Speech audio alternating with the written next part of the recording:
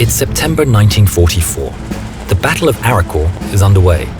The German 5th Panzer Army is up against the US 4th Armored Division. The Germans outnumber the American forces. The US forces have the advantage of air superiority, but the Germans have better gun range. Heavy fog has set in around the combatants and the playing field is level. Under cover of the fog, German Panthers have advanced towards the US headquarters and have the Americans pinned down. Taking off in his Piper L-4 Grasshopper from a field nearby is Major Charles Carpenter, an observation pilot. The Grasshopper is a light aircraft made of fabric over a steel frame, with a top speed of just 85 miles per hour.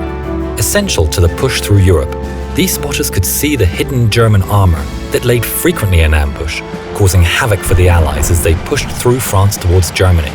Although today, the fog has prevented Charles II from seeing what is happening below. Around noon, the fog and low cloud that has been covering the battlefield starts to clear. It's at this moment, through the mist, that Carpenter sees several German Panther tanks heading towards Arcourt. Without hesitation, Carpenter wheels his slow-moving bird around and starts to dive towards the Germans below. Charles's actions will make him and his Grasshopper famous. This isn't just any Piper L-4. This Grasshopper bites back. Armed with 6 bazookas, 3 under each wing, this little plane packs a punch and has been christened with the name Rosie the Rocketer. Back inside the cockpit, Charles is at the controls. He's added a special panel on the console, upon which there are 6 switches, 1 for each bazooka. Charles can activate each one, or fire a salvo of all 6 if necessary. Charles knows that the armor on top of the German tanks is relatively thin and only went up to 45mm on the heaviest of tanks. With each bazooka able to penetrate 99mm, Rosie was more than capable of raining down deadly force upon the unsuspecting tank crews below.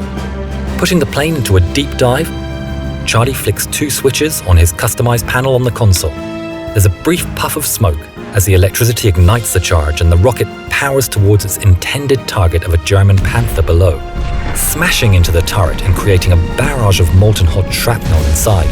The Iron Beast splutters its last and grinds to a halt. Pulling on the stick and out of the deep dive, Carpenter allows himself a moment of triumph as he escapes the flurry of small arms fire that is now buzzing all around Rosie. Usually the Germans don't fire at spotters as it gives away their positions. But realizing this pilot isn't flying the usual harmless type of Grasshopper, they desperately try to hit the escaping plane. Carpenter doesn't go far. Gaining enough height, he pushes forward again to line up his next target.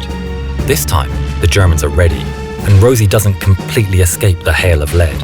Unperturbed, Charles takes out his second prize of the day, and another Panther is stopped in the field.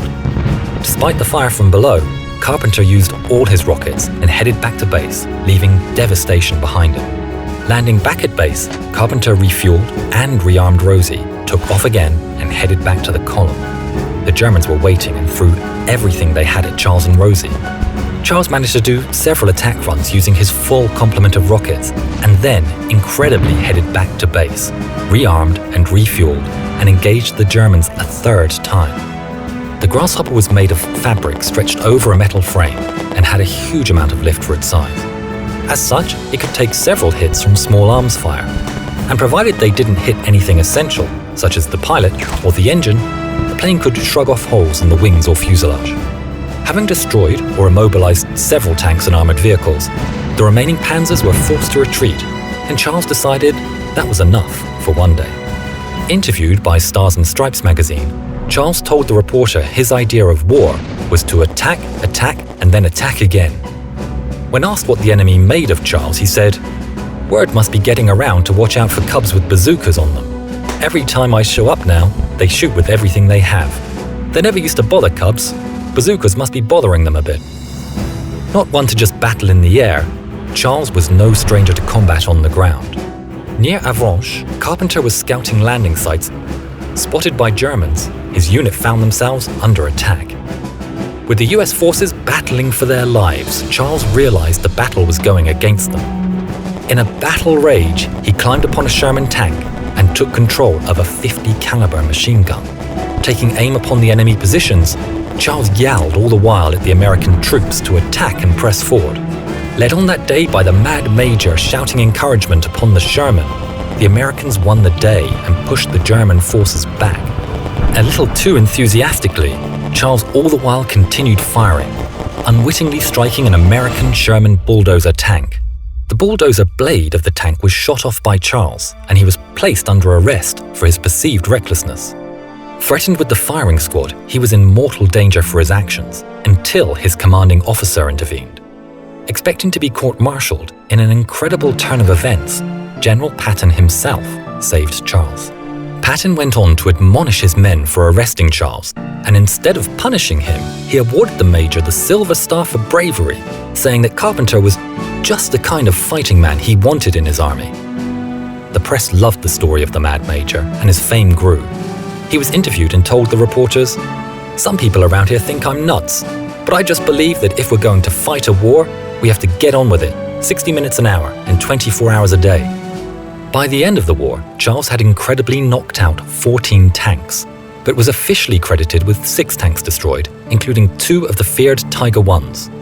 For his actions, he was promoted to Lieutenant Colonel. In 1945, Carpenter was diagnosed with Hodgkin's disease and was honorably discharged from service, being given just 2 years to live. He returned to work as a high school history teacher in Illinois and defied the doctor's predictions and died in 1966. As for Rosie, she survived the war. In 1946, she was left in a German surplus yard and had her bazookas removed. Repainted in civilian colors and resold to owners in Switzerland and Austria, she became a flying club plane. Just another piper. Eventually, she ended up gathering dust in the Österreichisches Luftfahrtmuseum. Her illustrious past completely forgotten. Incredibly, in just 2017, Rosie was tracked down. Realizing the historical importance, she was purchased by the Collings Foundation and brought to the US, where she is currently under restoration. The foundation have almost finished the restoration and have returned Rosie back to her original configuration. The Rosie the Rocketer artwork on the side of the Grasshopper looks exactly the same as it was originally. It was painted on by Lieutenant Colonel Charles Carpenter's granddaughter, Erin. We look forward to seeing Rosie flying again in the near future. Thanks to War History Online for supplying us with the details to this story. You can visit War History Online for the latest news on Rosie and other incredible news and events on war history. Please tell us what you think of our videos by commenting below, and please like and share. Thanks.